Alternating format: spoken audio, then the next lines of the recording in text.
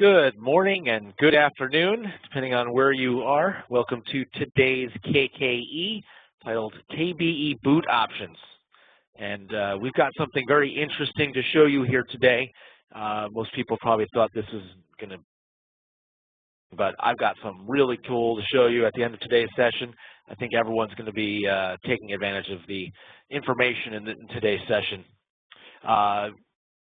I'm Andrew. I am one of the trainers here at Dell Case. With me is Ron. Go ahead and say hello, Ron. Hello, Ron. All right. So let's get moving through our tour here. So just an agenda of what we've got, and just want to show you a little bit some basics about the K2000 WinPE usages and the KBEs. Not going to get too in-depth, but want to give you a couple slides, just talk about it for a few minutes. Then we're going to talk about the boot options that most people are familiar with, right, and most of the options that we will train our users on.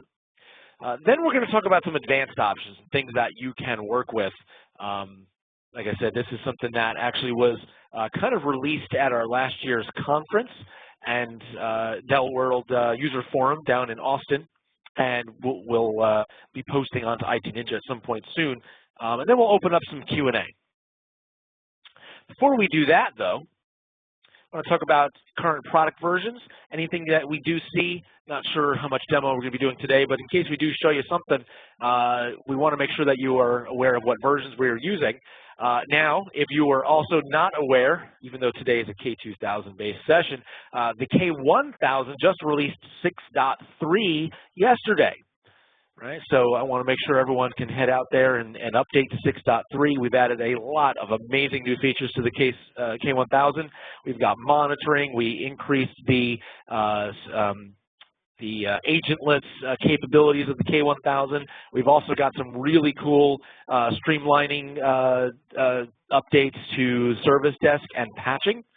Patching is something that we'll actually be covering in a few weeks here in the KKE. So lots of great stuff. Recommend heading out there. Obviously, there's also a new agent bundle to go along with that.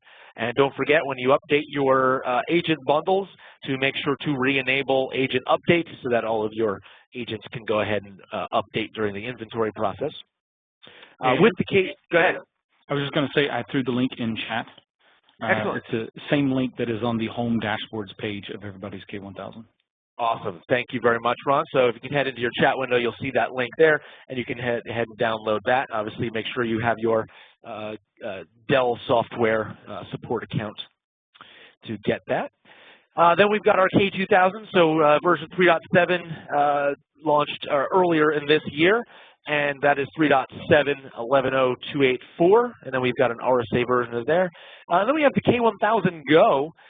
If you weren't aware of what this is a free app that you can put on your iPhones and Android devices, which allows you as an administrator to access a lot of the functionality of the K1000, your tickets, the inventory. You can even push a managed install right from your phone there. It also allows your users to fill out help desk tickets, which to me is one of the coolest things because everyone always describes their problems and says, error popped up. Right? And no one knows what that means, right? So they can use that app there to take a picture and post it into the help desk, service desk ticket that they just created. So cool stuff here. And there's the versions that we have for those apps there. All right, so let's go start talking about some basics here. Windows PE and the K2000 boot environments. All right, so what exactly is Windows PE? Right? Windows PE is a light version of Windows. Microsoft created for deployment purposes. Okay? It is split architecturally between x86 and x64. That's why we have those two different boot environments, and you should have one of each. Always recommend having one of each just in case. And the K2000 currently supports 3 different versions of Windows PE, right? There's out there 3, 4, and 5, which are respectively stripped-down versions of Windows 7, 8, and 8.1. And you'll see over on the right-hand side there, I've got my installer, right? And that's the installer files where you can get those particular ADKs. We've got the Windows AIK, Automated Installation Kit, and then Microsoft changed the naming for Windows PE4 and above. Now we've got Windows ADK, which stands for Assessment and Deployment Kit. We've got an 8.0, and then the 8.1, technically it's called Windows ADK 8.1 Update. Right, so go ahead and grab that if you don't have that. Now, as far as recommendations are concerned, in general, if you're going to be deploying out Windows 7 or below, we do recommend Windows PE3. If you're going to be deploying out Windows 8 or above, we do recommend Windows PE5. Windows PE5 can handle system imaging for Windows 7. However, there is an issue with installing Windows 7 from within a Windows PE4 or 5 based boot environment. This is not a case issue. This is a Microsoft issue that they will probably never solve. And basically, the scripted install will throw up a couple errors. We've got a knowledge base article about it, but it'll throw up a couple errors, and you're just going to click through it. But if you're using scripted installs on a frequent basis, then you'll want to, for Windows 7, you'll want to stick with that Windows PE3. All right. You'll see that we kind of skipped Windows PE4 since Windows PE5 includes all of the anything that's good from Windows PE4 inside there. Now you can have Windows PE3 and PE5 coexisting next to each other inside the K2. So you might have 2 for PE3 for x64, x86. You might have 2 for PE5, x86, x64. Okay, so just some basics there about Windows PE. And then exactly what is the KBE itself? All right, so we've got KBE stands for K2000 boot environment. All right, it is based upon Windows PE. Right, that's the core. All right, we have the split architectures, so x86 and x64. When you are capturing or deploying, you want to make sure that you match up the architectures. So if you capture an image inside your x64 boot environment, it's only going to be there when you go to deploy it out, right? It will not be in the other boot environment. Furthermore, when you create scripted installs, right, they're only going to show up in the boot environment for which the media matches. Okay, so if you created a 32-bit boot environment, it's only going to show up in the x86 KBE. We've got 3 different ways to use our KBE, and we're actually going to talk more about those in a few moments. Right, we can do PXE, USB, and CD. And the KBE is what you're going to use to do your scripted installations, your image captures, and your deployments. And we also have a lot of cool recovery tools that you can use to do some command prompt activities, working with the registry if you need to open up any log files or sysprep files or error logs and things like that. We've got some recovery tools inside the boot environment itself. Most everyone here, if you've got a K2, you went through training, you should be aware of what the KBE is and what it's there for. All right, so today we're going to go a little bit more into how we can boot into it. All right. Hold on a moment here.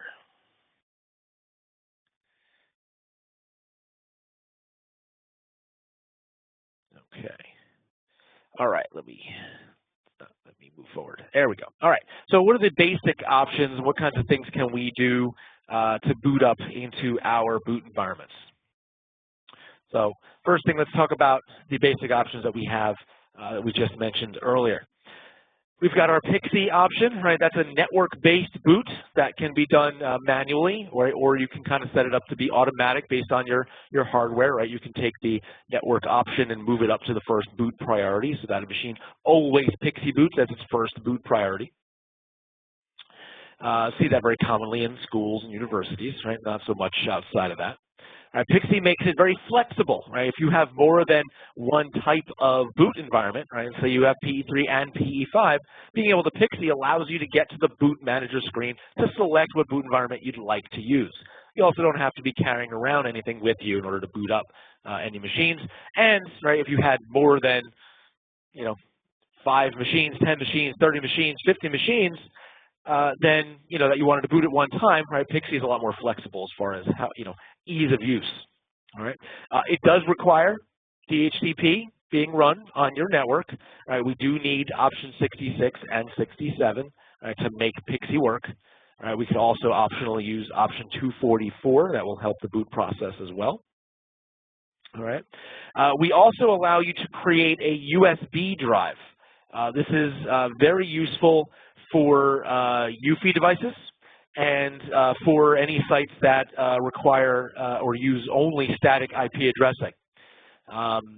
What we basically do is we export the USB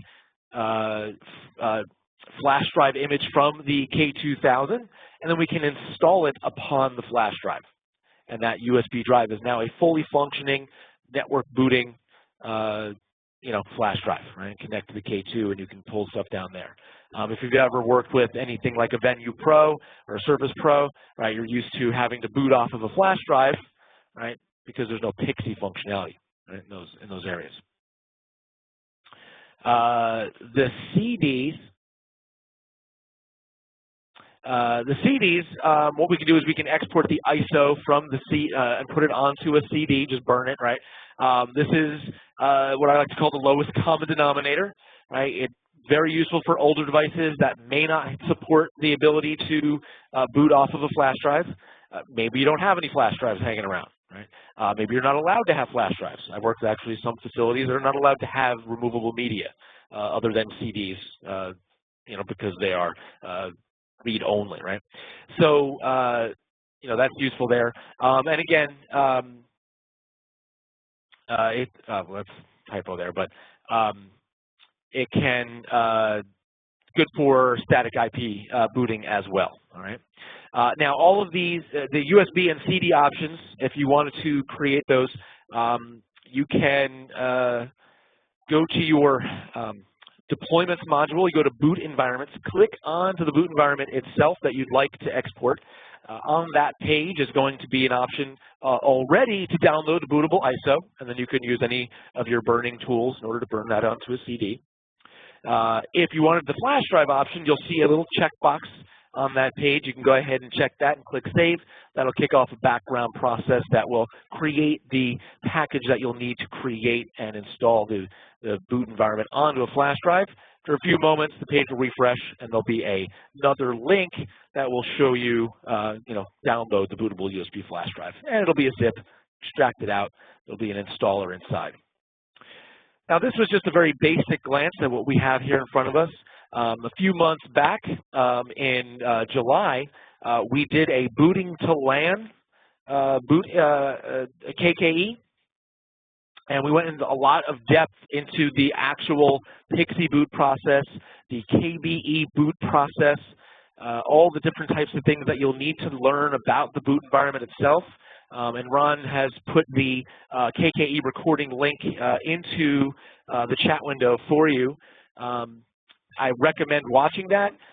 There's a lot of things that go on behind the scenes in a boot environment, a lot of steps that are happening, talking to DHCP, pulling certain information, and it's good information to have, good information to understand, sometimes useful during the troubleshooting process to see that. Didn't we cover NetBoot as well in that one, Andrew? We did also cover net booting, right, as well, right? So if you're looking for some Mac-based information, then we talked about that as well. But very good information. I actually did that one with Ron as well. So definitely recommend checking that one out as a good primer for a lot of the things that we're talking about today. All right, so what kind of things can we do also, right, with our boot environments? If you are using PXE, right, you have the capability to use what's called a boot action, right? And it's basically an automated work order that you can use to help automate your deployments. Right? So basically, we've got a little wheel here, right? We've got our device running an operating system, right? Windows 7, right? We're going to create a boot action up on our K2000, and we're going to tell the K2000, hey, here's the machines that we want to, based on MAC address, here's the machines we want to have boot, and deploy this specific image, right? We restart the device. Now, you can restart it manually. You can send one of your student technicians or interns out to do it for you, or you can do it remotely, right, through the K1000, push out a restart command, however it works, right? Then that machine needs to be able to boot to PXE.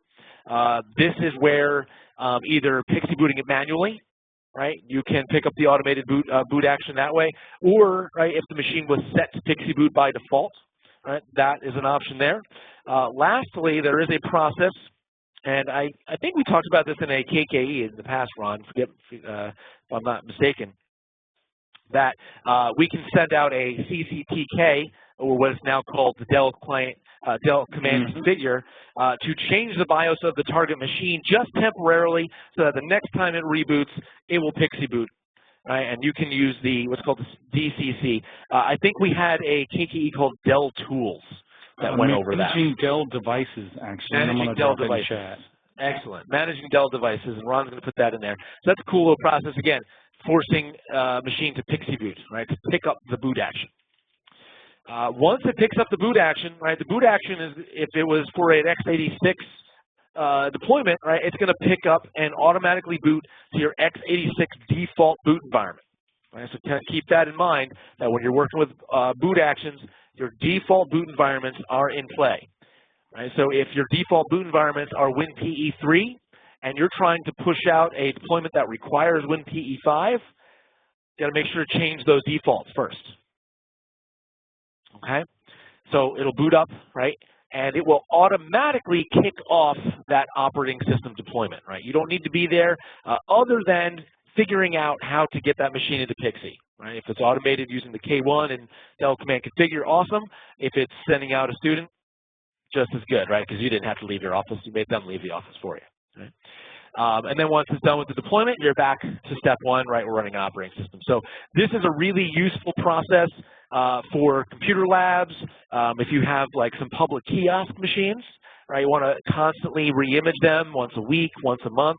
When I was a customer, I redid my library once a week just to kind of clean things up, right? So very useful information that you can do, right? So automated boot actions, these can be generated. If you go into your deployments, there'll be an option there for automated deployments, and you can set up a new boot action that way. Right? Now, I also mentioned here that you can schedule these boot actions. So you have options by default. Once you create the boot action, it is now live. The next time the machine Pixie boots, it will pick it up. You can also schedule them. And when you schedule them, the boot action will not go live until that time. So if on Tuesday I remember, oh yeah, on Fridays I'm going to be doing this boot action, we can set up a recurring boot action to happen every Friday at 6 p.m. And then we can have the K1, right, send a reboot and Pixie command to those machines at 6:05, for example. Right? That way, once they reboot, they pick up the new image they'll deploy. We don't even need to be there. Everything's kind of happening automatically. We can also send them out as unicast. Unicast is the default deployment type for the K2000. If you do nothing, your deployments are unicast. We need one stream of data per deployment.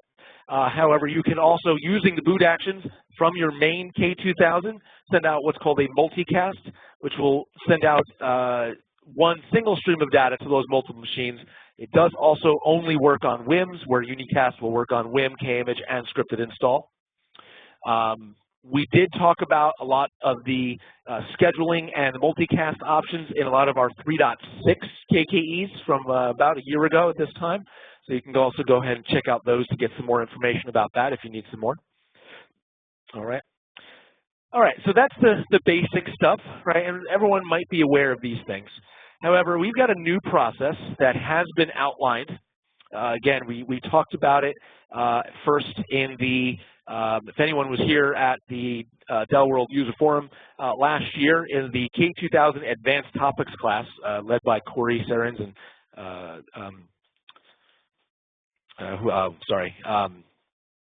Patrick Warmy, sorry. Forgot his name for a second.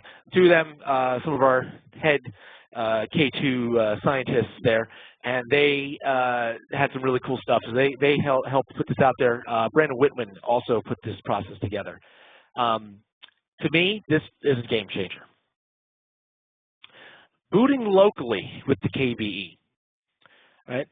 So what we can do is we can have a boot environment on a local machine and actually tell a computer to boot off of it from the local device, right? So it's sort of like PXE, but we do not need PXE capabilities. We don't need a flash drive. We don't need a CD. The boot environment is loaded locally on that machine. Okay. It's extremely useful, and this is one of the recommended ways that we use for, useful for UFI devices. Right, so working with Surface Pros, working with Venue Pros, preferably Venue Pros. A lot of times, a lot of people will boot off those flash drives like we talked about earlier. Well, this would be a process where you don't need the flash drive, right, which means you can still just use that one USB port for the network.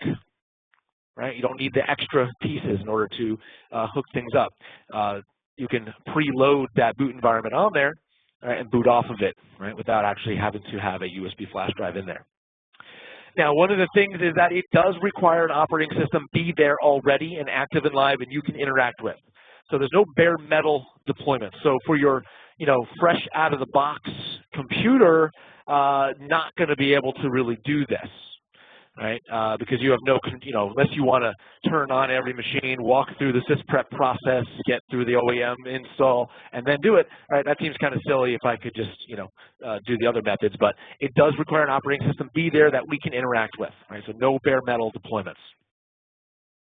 It is for Windows only, and I say Vista Plus, but most people are going to be using Windows 7 or 8, but it does work for Windows 7 and Windows 8. It doesn't require UFI.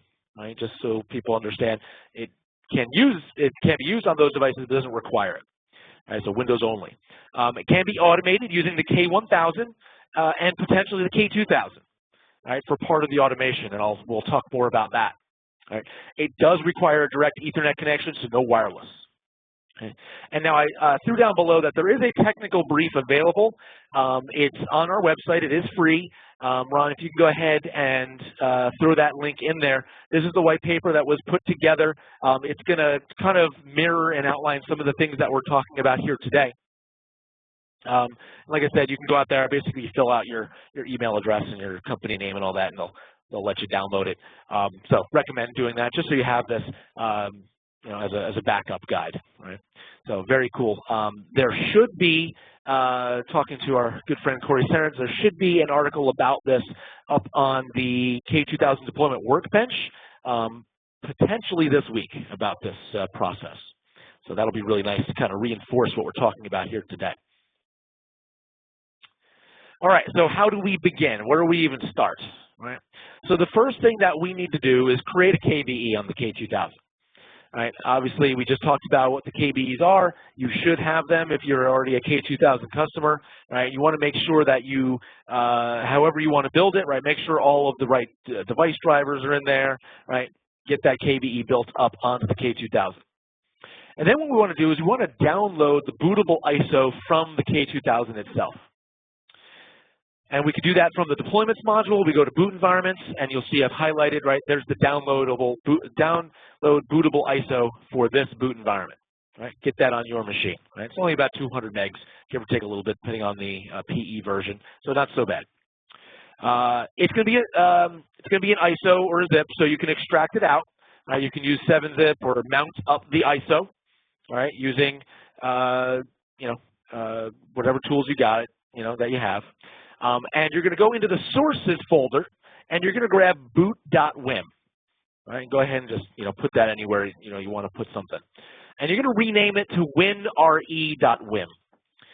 The name doesn't really matter, right? But it's just helpful to kind of keep things consistent. So that's what we're doing here, following best practices and all that, right? But it can be named anything you want realistically, as long as you keep it consistent across all your scripts and things like that. So this is how we get the actual bootable environment so that we can start this whole process, right? We get it out of the boot environment, rename it. All right, what are the next steps?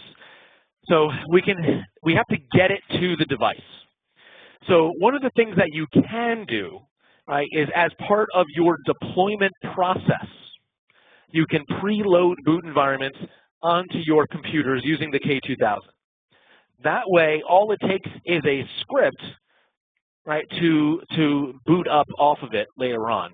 Right, won't require you to move over to it. This is useful if you have a scenario where machines, you don't really feel like copying the boot environment live later, right? We want to preload it onto the local machine during the course of the boot deployment process. So the first thing that we want to do is create a batch script.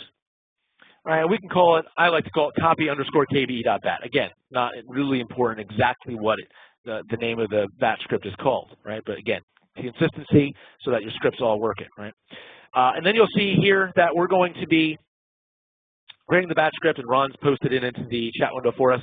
Right, we're going to make a directory on the system drive here. We're using variables that are used by the K2 during a deployment. Right, so system drive, most likely C, right, case recovery. Just going to put a folder there. And then we're going to copy, right, the WinRE WIM file, right, which is going to be uploaded with this, to that directory. Right, so that's all very simple, right? Make a directory, copy the WinRE.WIM. We're going to take our WinRE.WIM file and our batch script, and we're going to zip them up together. Remember, when we zip up files for the K1 or K2, we do not want to zip up parent folders. We want to just select the two folders, send them to a zip file. Then what we want to do is we want to create a post-installation task.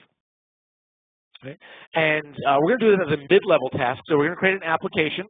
We're going to choose the K2000 boot environment for Windows. Right? And the reason why we're doing that is so that we can use the system drive variables, right? So that we know that what those are, based because we're still in the boot environment. And then we're going to upload the zip file that we just created, and our parameter is very simply going to be copy_kbe.bat. Again, if you change the name of the batch script, right, you'll want to change the parameter down below. Right? And all this is going to do is just preload the boot environment on the machine for you so that you could use it later on one day. Right? All right. Now, we can also use the K1000 to fully automate this process. Right? So that what you can do, and this is what the technical brief outlines, is you can create an online K script, right? And we can call it copy and launch KBE. Again, name is not actually 100% important here, but just keeping it simple. As a dependency, we're going to upload the WinRE.WIM.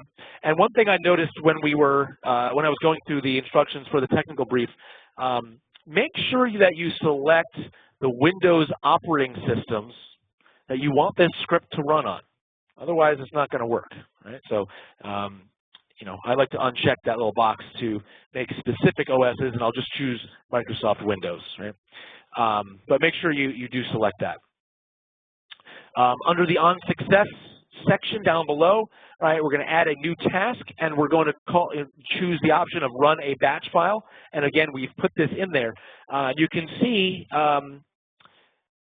in this case, right, we're going to be using the K1 to copy and launch this, right? So it's going to copy over the make a directory, the same directory, and I have modified this a little bit from what the technical brief is showing, just so you know, to the folder, that is.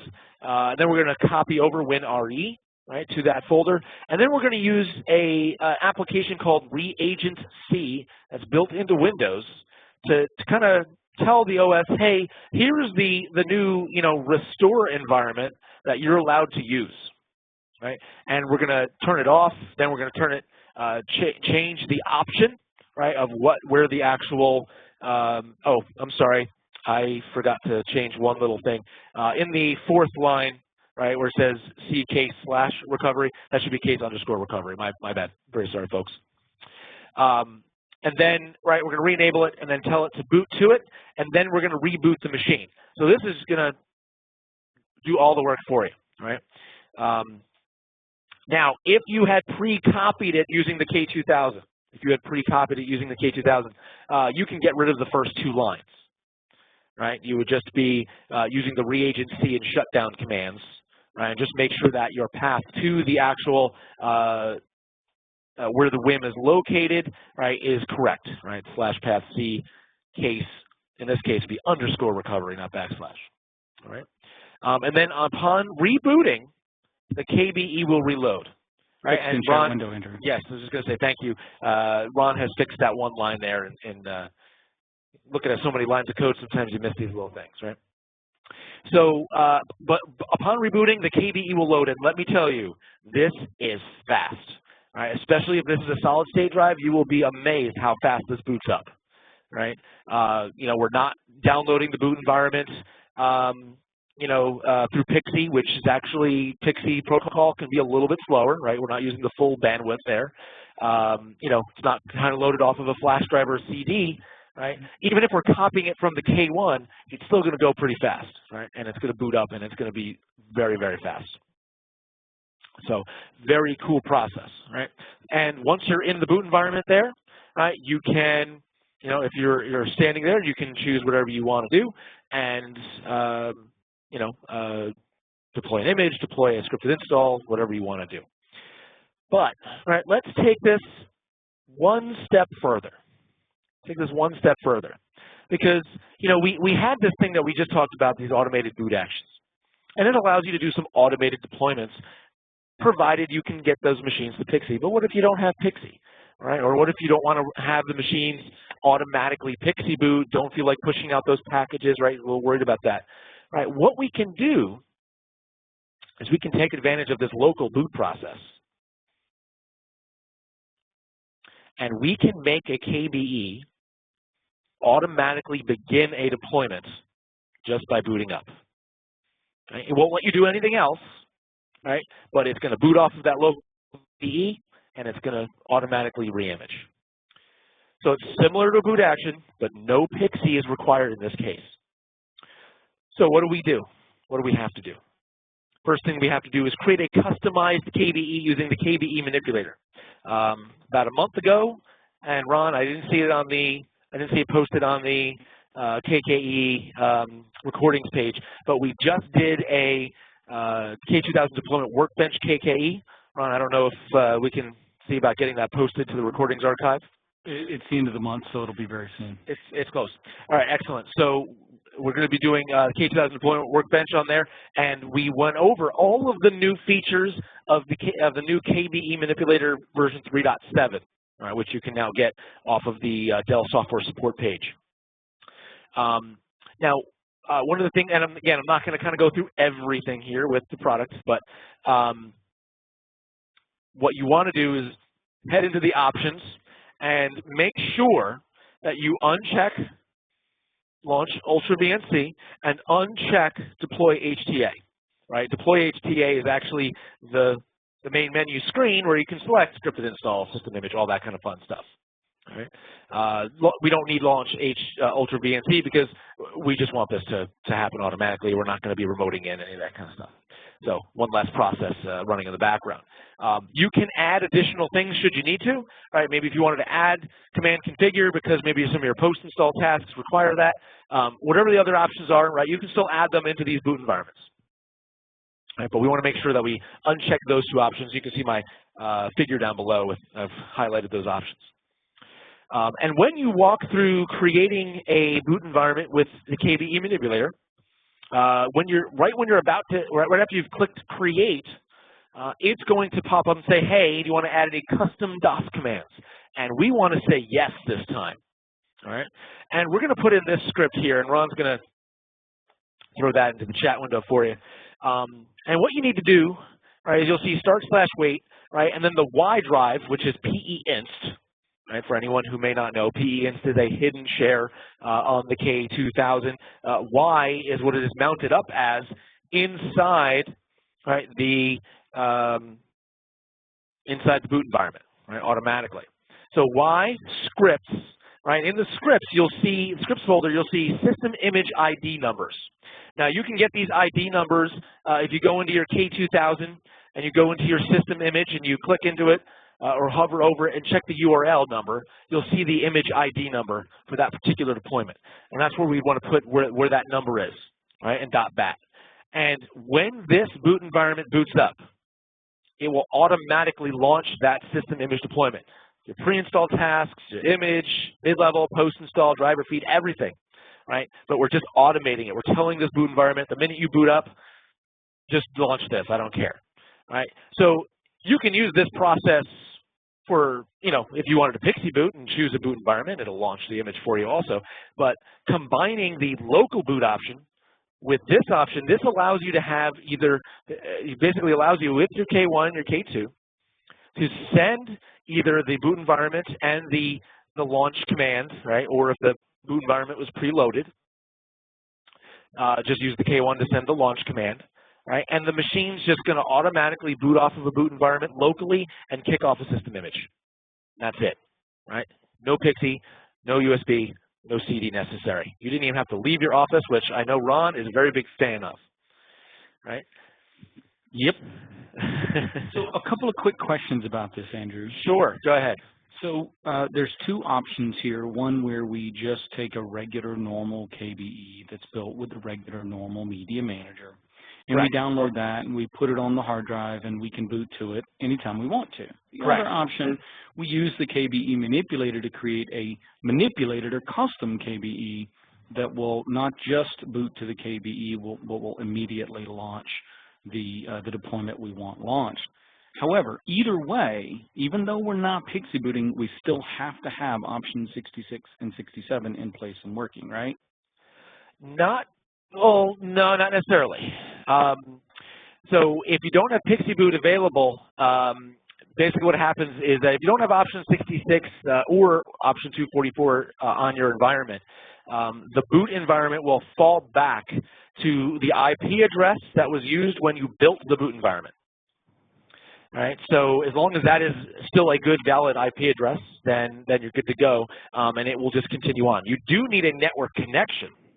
You can't do this without a network. It still has to pull the image down. What you can do is, if you don't have option 66 and 244 available, you can, potentially, if you're also in an RSA site, you don't have those available, you can still use the KBE manipulator to set the IP address of the deployment point that the boot environment will use. Again, this is something that we talked about in the KBE boot options, KKE, and the K2000 deployment workbench, KKE. All right, but you do not need any sort of, Pixie options available for this to work. In general, you don't even need DHCP for this to work. However, right, you would still need to have the using KBE manipulator again to change that the boot environment has its own IP address, which does limit how many machines you can boot up at once, but it'll still work, right? So, does that help, Ron? Yep.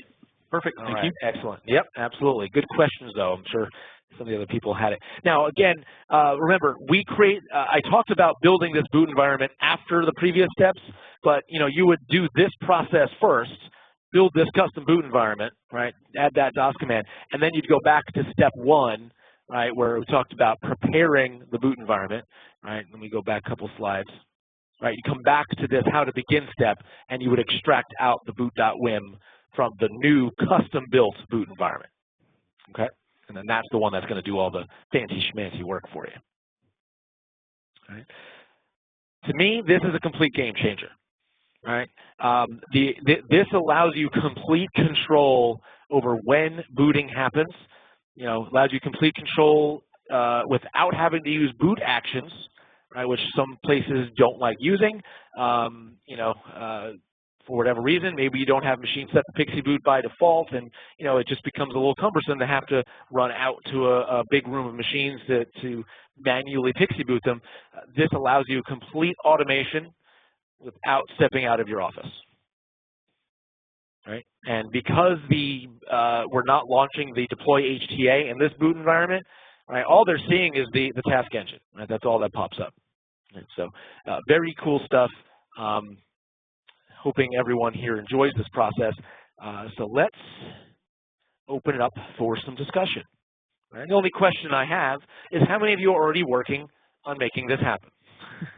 So what we'll do is we'll open up the phones for some questions that people have. If you have any questions that you'd like to type instead, maybe your phone isn't available, please, you can put it in the chat window, but please feel free next to the send to all panelists so that myself, Ron, and, Shane has decided to join us, so welcome, Shane. So that we can answer your questions. All three of us can see those questions. You can use the Q&A panel if you'd like.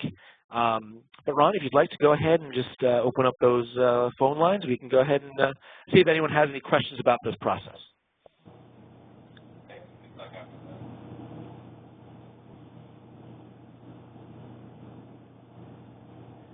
No questions. I think everyone is stunned about how cool this is. That's what I always assume. Yes.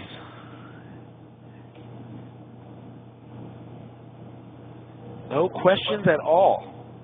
Can this process be used for imaging servers as well on PowerEdge servers? As long as that machine can boot up to that boot environment, sure. I don't see why not. As long as that boot environment has the drivers for the storage controller and the NIC that's in that particular model, right? Right. It has to be the NIC and the storage controller. Yeah, the FERC, the RAID controller. Yep, and Reagent C does work on Windows Server as well. So 2008, 2012. So don't see why these commands wouldn't work. And that's really nice too, because I know a lot of a lot of customers will use Pixie, but they'll be very hesitant to set up Pixie inside their server subnet. Right? And for good reason too. I mean, if everyone, I always go back to that. What was it, Tufts University a couple of years ago, where everything got re-imaged by accident. This will allow you to kind of control when those servers might boot up off of a boot environment. I think it was Emory, and for the full disclosure, right. it wasn't a K2. Yes, very, very, very important distinction there. It was a competing product. By the way, Andrew, I was going to ask, regarding Windows' question here, do we have PERT drivers in our KBE bundles? No, I don't believe so. Okay. I don't believe right off the bat. I know that most servers do have like a driver bundle you can grab, like they usually come with a disk or something. You might want to try it. Now, it is possible that Windows PE5 would already include them, right? Because there's a lot of drivers built into Windows PE5. So I would build a Windows PE5 boot environment with our new our driver pack. And by the way, for everyone here, our driver packs were apparently just updated recently. So you try those new driver packs and see what happens. I mean, it can't hurt. I see a driver pack 5 on the website now. Yeah, we just updated it internally. I noticed that the folder versions were just updated today. So there's some drivers in there. Try it out. See what happens. Right? If it doesn't boot up, if you can't see the hard drive, don't get an IP address, all right, then you can work on finding those drivers. And the cool thing is you can test Pixie booting with the KBE to find out if it's going to work before you actually go through the rigmarole of downloading it, staging it, and all that jazz. Yep. Right. Yeah, I like the idea of staging it. To me, that's a cool thing, because then I can just use the K1 just to tell it to boot off of it. I'm not even moving any files at that point. Within 30 seconds, you've got a machine booted up into a boot environment. I got another question I want to ask you about that in just a moment, Andrew, but we did get a question in chat. Mariana, you sent that to host, if you would. Next time you send something, if you'll send it to all panelists there. She asks, are you testing this with the Windows 10 technical preview? So I have not tested this specific process with Windows 10, but we have done some non-official tests internally with Windows 10, and things are looking pretty good so far. So very, very, very encouraged by the results. And everything, right? Yeah, it's a Windows PE10 kit and all that. I'm using Windows 10 on my personal machine just so we can start getting used to it. So, we're already starting to do the planning and testing, and things are looking pretty good so far. But again, we don't support it yet, so wait till official support. Yeah, but I don't see why this wouldn't work. So another question I had, Andrew, can we stage more than one KBE on a box? Let me give you a scenario here. Right, so my troubleshooting KBE is 32-bit because the vast majority of portable apps I want to run won't run in a 64-bit KBE, right? So could I stage 2 KBEs, a 32 and a 64, on the same machine, and that way I could boot to either one, depending on what I need to do? Yeah, sure. Because the important state, obviously you'd want to put them in 2 different folders, is what I would recommend. Right, so I do like a C case recovery, and then maybe C case underscore something deployment, or whatever. But put in 2 different folders, and then your reagent C command. All right, the one that I obviously messed up here, is the path out to which boot environment I want to boot up from. So you could have two different scripts, one that's going to launch the one that does an image deployment, one that actually opens up your support tools, right? And you can just push the right command, the right script at the right time, right? And the nice thing about scripts is that you can leave them disabled and then just use the run now option and push it out to the machines that you want to push it to. One of my nice favorite little things you can do. So excellent. I like that idea, Ron. Excellent idea. Yeah, just thinking, when you're the local machine and we don't have a K2 or RSA or whatever, quite often being able to bundle a troubleshooting KBE like we can, absolutely. right? Yeah, and let's take that even one step further on. Right, we can take that script that we just created here, and we can put it on the user console. And we can have a self-service re-imaging, right? Someone can. Well, I mean, this is a dangerous option here, but it could be. But no, restrict that particular user console hosting to your technicians, right? Right. Yeah. So only your technicians log in, add a machine to the K1, see the script. I want to launch this to the KBE, immediately launch it here. Done. And those techs don't have to have any permission to your K2 or and that's cool as heck. Right, they don't need to know what image. They don't need to know the password. They don't need to know the boot manager password. They don't need to know anything. They just go, all right, I know I need to do that. So you could create different custom KBEs that call different images. Right, here's the one for this department, there's the one for that department, blah, right? And post them to the user console library so that when they know if they need to re-image Department A, right, then they pull that one, Department B, the other one. Wow, that's freaking cool. Yep.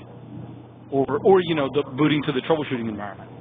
Right, absolutely. You can have a script for each one, whatever you want to do.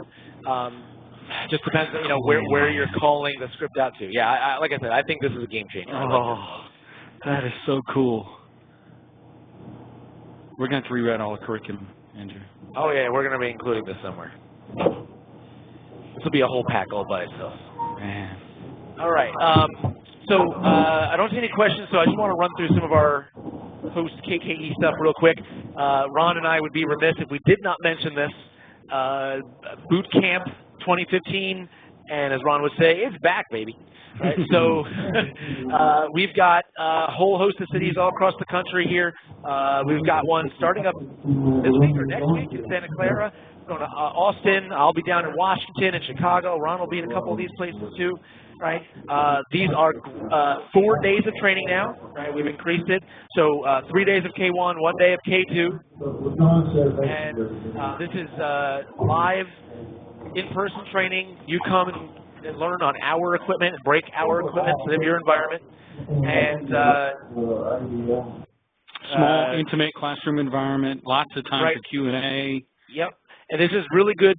For me, I see two groups of people coming to these trainings, majority-wise, is new customers, right? Or your employee, your organization has a new employee, right? You need to get them up to speed, right? This is an excellent way of getting them up to speed. Or you've had the case appliance for 2-3 years, right? And you just need, what? I want a refresher course. I want to see all the new fancy shiny stuff, right? I want to know all the new best practices. Right, so those are the kinds of groups that we see, and what's nice is I like having a few of those people in there because they can help answer some of the other questions that other customers have. So you get a really good dialogue going on in these classes a lot of times, and I know myself and Ron, we love doing these trainings. So it's like a mini user forum, especially since it's 4 days now. Yeah, right? Absolutely. It's really exciting. So again, a good question here. Is the boot camp training for the K2 any different than the Jumpstart training? I like to call boot camp Jumpstart Plus, right? If that's the way I can say it. Right? It includes a lot of the, almost all of the material that the Jumpstart would do, but we do go into a little bit more detail in some places. We have a lot more time to get into a lot more detail with the K1 side than the K2 side. But what's nice is that, again, you get to work on our equipment. So you don't have to worry about what your environment is set up for. We are set up to work. And it will work, and we'll talk about a lot of those things. And we have the comfort of a small group environment to really drive a lot of the points home. So so yeah, it's more than Jumpstart. So if you just did Jumpstart, it may not be the best thing, but for K1, there's absolutely more than what Jumpstart most likely included. And if it's been a while, like Andrew said, if it's been a while since your K2 jumpstart, then absolutely, yeah, absolutely. Especially if you got your jumpstart under a couple versions ago. Yeah. Like say 3.5 or something. There have been some major updates since 3.6 and 3.7. Absolutely. And you can see we've got a website, casebootcamp.com, so that'll have all the information that you need about price, events, registration, all that kind of stuff. Excellent. All right. So just a couple other things. Want to make sure we make a shout out for all the different resources that you do have available to you. One of my favorite things about CASE is that we don't just leave you stranded once we hand you a product. You know, we do jumpstart training. We do these KKEs. We've got an awesome support site, support.software.dell.com. We've got all our knowledge-based articles that our very own Shane Munkus has been. He does a lot of those. You know, we've got all the downloads and all sorts of things to update your appliances. ITninja.com, excellent resource, questions, answers, you know, install parameters for programs. Case.com/KKE, without a doubt, obviously the best link on this site. We've got case.uservoice.com. You want to have, you know, if you have any requests about what you want the product to have, right, head out there. I'm sure if somebody hasn't already said it before, you can add your own. Otherwise, you can search for what other people's recommendations are and, you know, vote them up. Case.com/newsletter. I would say once a month, once every 2 months, training team sends out a newsletter.